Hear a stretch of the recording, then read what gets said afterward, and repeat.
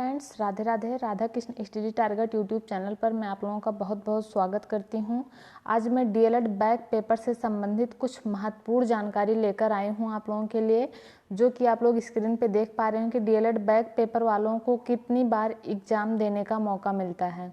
जैसे कि मान लो डीएलएड का एग्ज़ाम आपने फर्स्ट बार दिया किसी भी सेमेस्टर का, फर्स्ट या सेकेंड सेमेस्टर या थर्ड सेमेस्टर का, तो आपका किसी एक सब्जेक्ट में या दो सब्जेक्ट में बैक लग गया है, तो आप उसे अगली बार भी बैक देने का आप लोगों का मौका मिलता है आप लोगों को कि अगली बार उस सब्जेक्ट का बैक देके आप अपना सेमेस्टर क्लियर कर सकते हैं।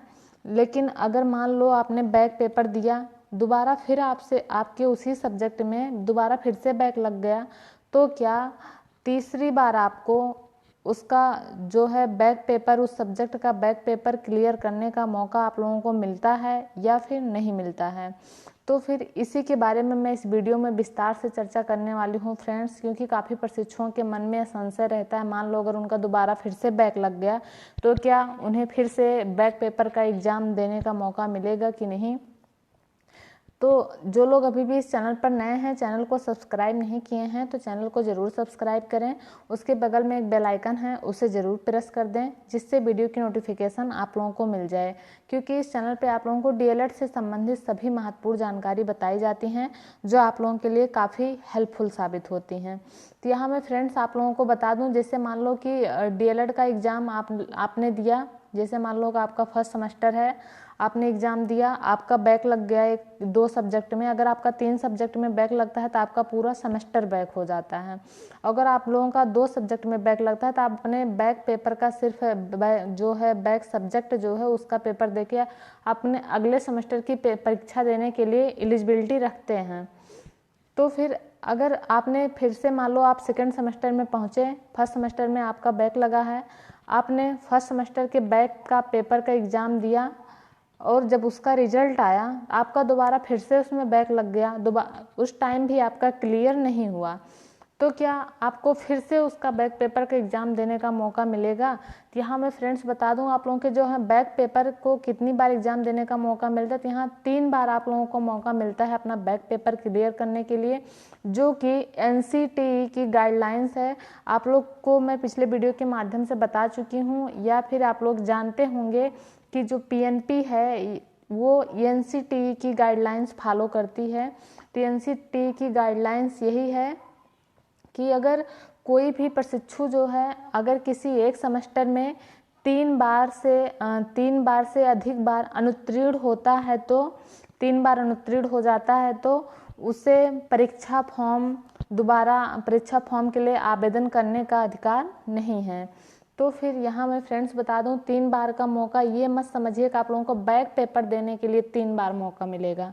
आप लोग जैसे एक बार एग्ज़ाम दिए तो आपने मौका खो दिया है। आप लोग फर्स्ट सेमेस्टर का एग्ज़ाम दिया है, उसी में आपका बैक लग गया, तो वो आपका एक बार काउंट हो जाता है। आप जो ये दोबारा जो आप ये बैक पेपर देने जा रहे हैं, ये आपका दूसरी बार में काउंट हो जाता है। कुल मान के ये समझिए कि आप एक बार एग्ज़ाम देते हैं और 2 बार आप अपने बैक पेपर का एग्ज़ाम दे पाएंगे। सिर्फ आपको समझ लीजिए कि 2 मौके मिलते हैं। 3 बार पूरा एग्ज़ाम को लेकर काउंट किया गया है, लेकिन अगर आप अपने बैक पेपर के संबंध में देखें तो आपको दो बार सिर्फ मौके मिलते हैं। अगर आपने बैक पेपर का एग्ज़ाम दिया, आपका क्लियर नहीं हुआ, तो दोबारा आप फिर से बैक पेपर का एग्ज़ाम दे सकते हैं।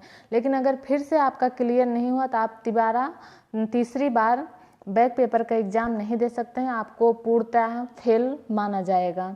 तो फ्रेंड्स, मैं आशा करती हूँ कि आप लोगों को अच्छे तरह से समझ में आ गया होगा कि आप लोगों के बैक पेपर के एग्ज़ाम्स जो हैं देने के लिए कितनी बार मौका मिलता है आप लोगों को।